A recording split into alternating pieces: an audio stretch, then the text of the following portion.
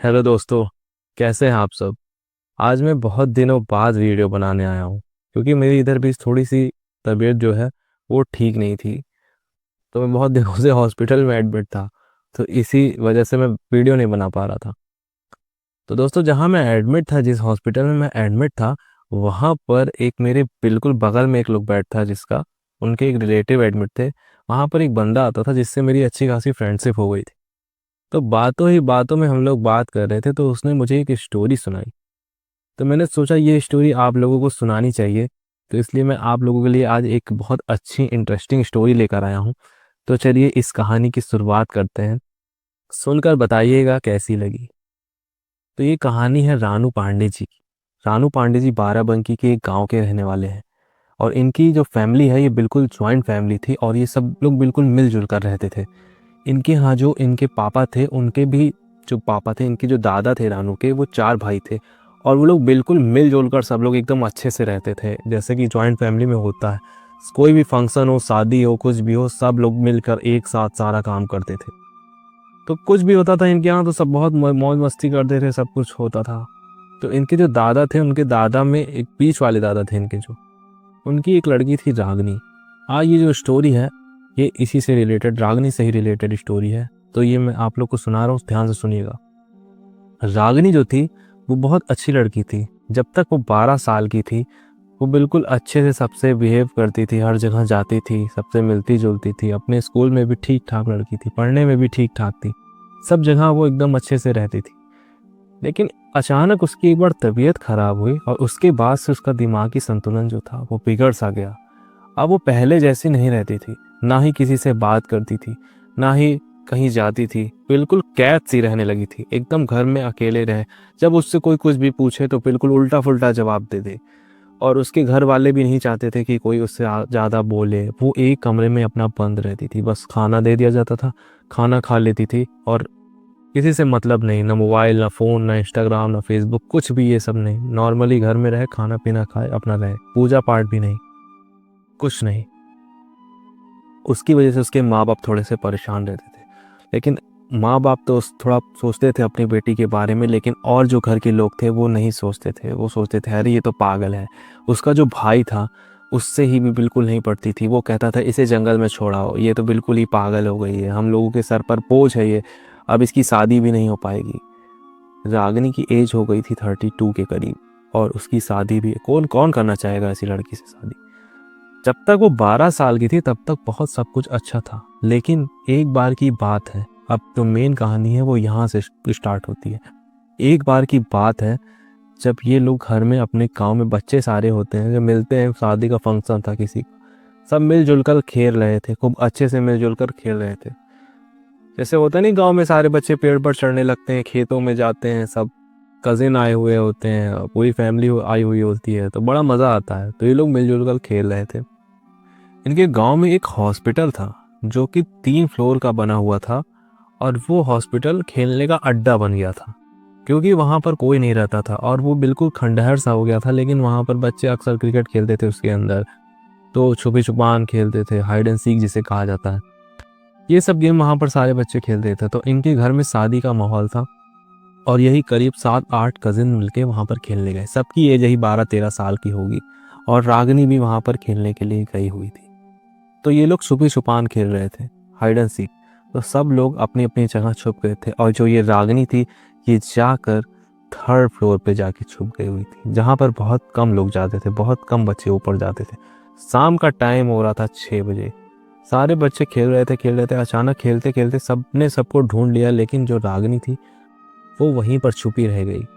और इन लोगों ने सोचा कि वो घर चली आई है और वो लोग उसको छोड़ के घर चले आए। और शादी का माहौल था, सारा, इतनी बड़ी फैमिली थी, सबको लगा वो घर में कहीं इधर उधर होगी। लेकिन रागिनी जो थी वो घर पर नहीं लौटी थी। बहुत देर होने के बाद उसके पापा ने सोचा कि रागिनी कहाँ है, रागिनी तो दिख ही नहीं रही है। उसके पापा बहुत ज़्यादा मानते थे। तो जब रागिनी नहीं मिली तो घर वाले परेशान होने लगे और बच्चों से पूछने लगे रागिनी कहाँ है, रागिनी कहाँ है। तो बताया बच्चों ने कि हम लोग वहाँ हॉस्पिटल में खेलने गए हुए थे, लेकिन वहाँ से रागिनी पता नहीं कब चली आई, उसके बाद से दिखाई नहीं दी। तो सबको बहुत डांट पड़ी कि तुम लोग ऐसे कहाँ छोड़ के चले आए उसे। घर पर जब वो नहीं मिली तो बताना चाहिए था ना लेकिन इन्होंने लोगों ने बच्चों ने बताया नहीं, ये भी खेलने में बिजी थे, सोचे कहीं ना कहीं होगी, इतना ध्यान नहीं दिया किसी ने। और जब रात के करीब 9:30 बज चुके थे तो घर के सारे लोग गए, 3-4 लोग गए और देखा हॉस्पिटल में, तो जो रागिनी थी वो हॉस्पिटल में वो 3rd फ्लोर पे बेहोश पड़ी हुई थी। सारे लोग उसको घर पर लेकर आए और उसको होश में लाए, तो उस टाइम वो बिल्कुल ठीक थी। उस रात वो बिल्कुल ठीक थी, नॉर्मली बिहेव कर रही थी, वो शादी में भी गई। लेकिन जब अगली सुबह हुई उसके बाद से उसका बिहेवियर जो था वो थोड़ा सा बदला बदला सा लग रहा था।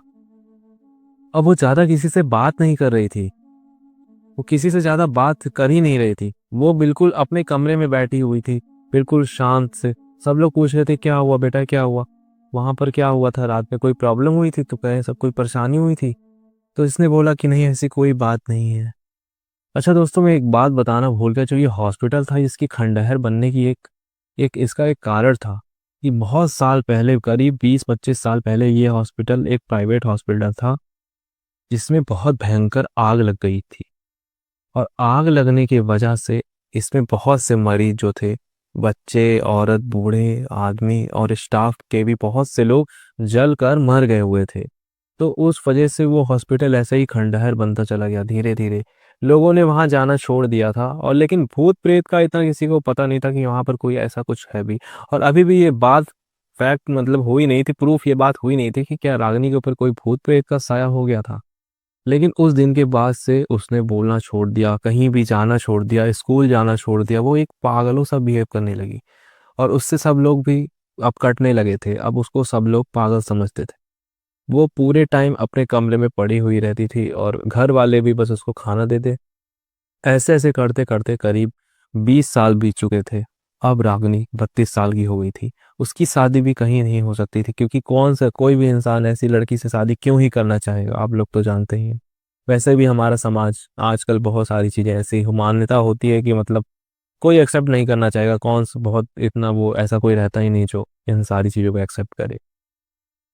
तो रागनी 32 साल की हो गई थी और इस बार उसकी अचानक से ऐसी तबीयत खराब हुई, लोग उसे डॉक्टर के पास लेके गए, लेकिन डॉक्टर को कुछ पता ही नहीं चल रहा था कि उसको क्या हो गया है, क्या है उसको प्रॉब्लम, क्या है। उसका एमआरआई हुआ, सीटी स्कैन हुआ, लेकिन कोई भी उसकी प्रॉब्लम जो है वो पता नहीं लगी। फिर डॉक्टर ने उसे 3-4 दिन तक रखा, उसके बाद डिस्चार्ज कर दिया।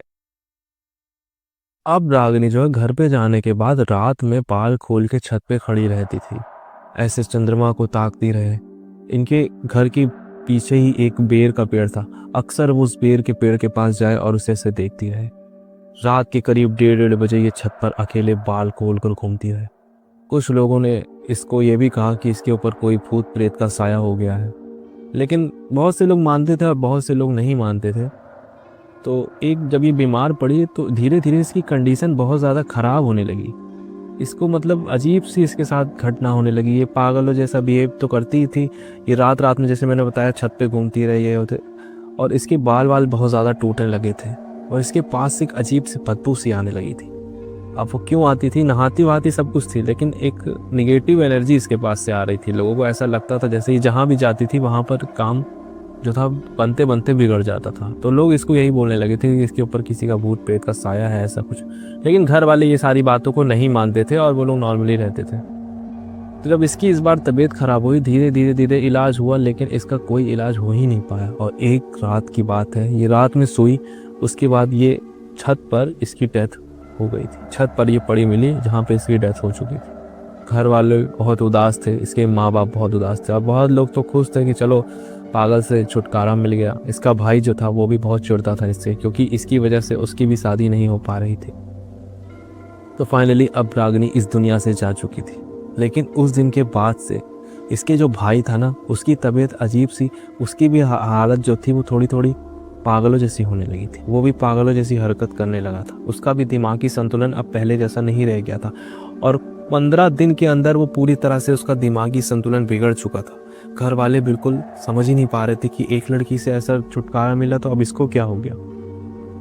और उसके घर में और भी 2-3 लोग थे। उसकी चाची थी, वो भी बिल्कुल उसे पसंद नहीं करती थी। उसकी भी हालत ऐसी हो गई थी कि मतलब पागल तो नहीं, लेकिन वो रोज ही हॉस्पिटल का चक्कर लगाती रहती थी।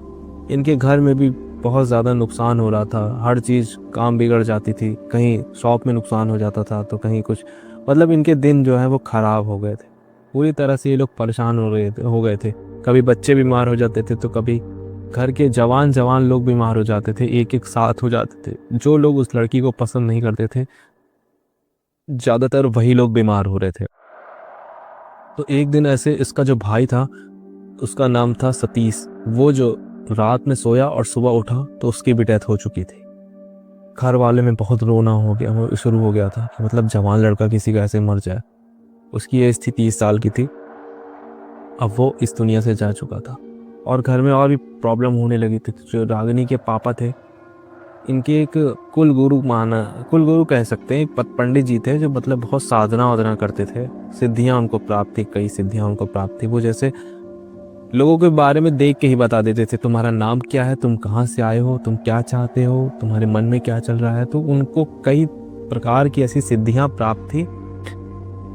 तो ये उनके पास गए, उन्होंने कहा अच्छा बेटा, सारी बात बताई कि ऐसी सी बात थी, ऐसा सब कुछ हुआ। तो उन्होंने बोला कि ठीक है बेटा, तुम अपने घर की मिट्टी जो है वो लाकर मुझे दे देना, अपने घर की मिट्टी मुझे लाकर देना, उसके बाद मुझे 2 दिन का समय दो, मैं 2 दिन बाद तुम्हें बताऊंगा।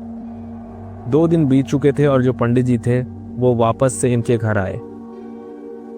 और घर पर आने के बाद जैसे ही वो इनके घर में एंट्री किए, वो अजीब सा उनको लगने लगा, कुछ जैसे कुछ नकारात्मक ऊर्जा महसूस हुई उनको। उन्होंने पानी और नाश्ता करने से भी मना कर दिया और कहा कि मैं तुम्हें एक उपाय बताऊंगा, तुम्हें वो करना पड़ेगा। और दूसरे दिन इनके रागिनी जो थी उसके पापा को बुलाया, अपने आश्रम में बुलाया। वो गए और उन्होंने कहा अच्छा, एक बात आप लोगों को पता होगी कि हमारे हिंदू धर्म में जब कोई लड़की या लड़का जिसकी शादी नहीं हुई होती है, उसका जब अगर उसकी डेथ हो जाती है तो उसका अंतिम संस्कार नहीं होता, उसकी लाश को दफन कर दिया जाता है। तो उन्होंने बोला जो लड़की तुम्हारी थी, जिसकी लाश को तुमने दफन किया था, उसको तुम जाओ खोदो और उसका वहीं पर अंतिम संस्कार कर देना। जब ये लोग वहां पहुंचे, कई लोग गए, 4-5 लोग गए, उन्होंने उस लाश को खोद पाया।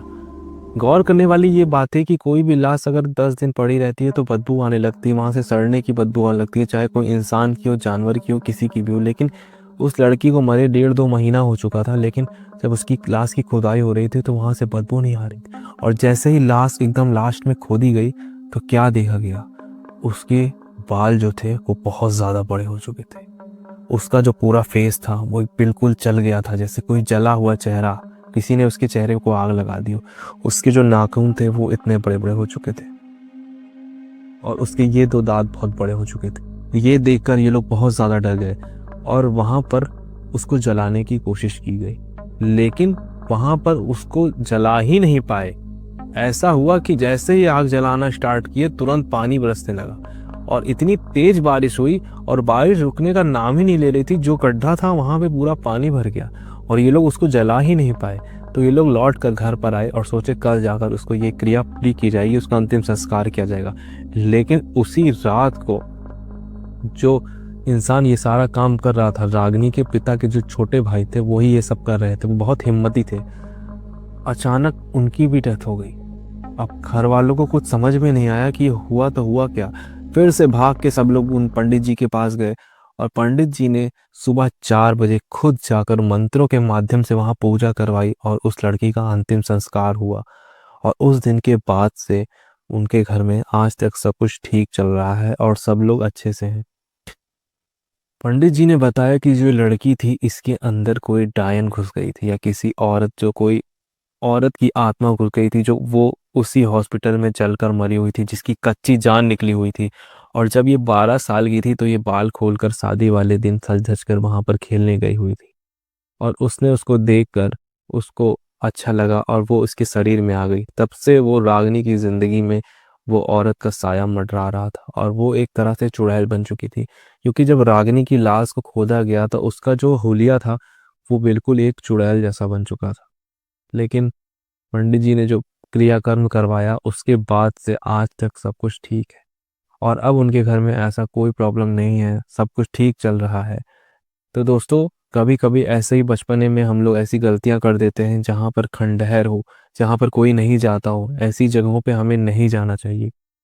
क्या पता वहां पर किसकी आत्मा भटक रही हो, क्योंकि बहुत सारे लोगों की कच्ची जान होती है। आप लोगों ने एक एक चीज नोटिस किया होगा कि रोड पर कई जगह ऐसी होती है जहाँ पर बहुत बार एक्सीडेंट होता है और वहीं स्थान पर ही होता है बार बार एक्सीडेंट।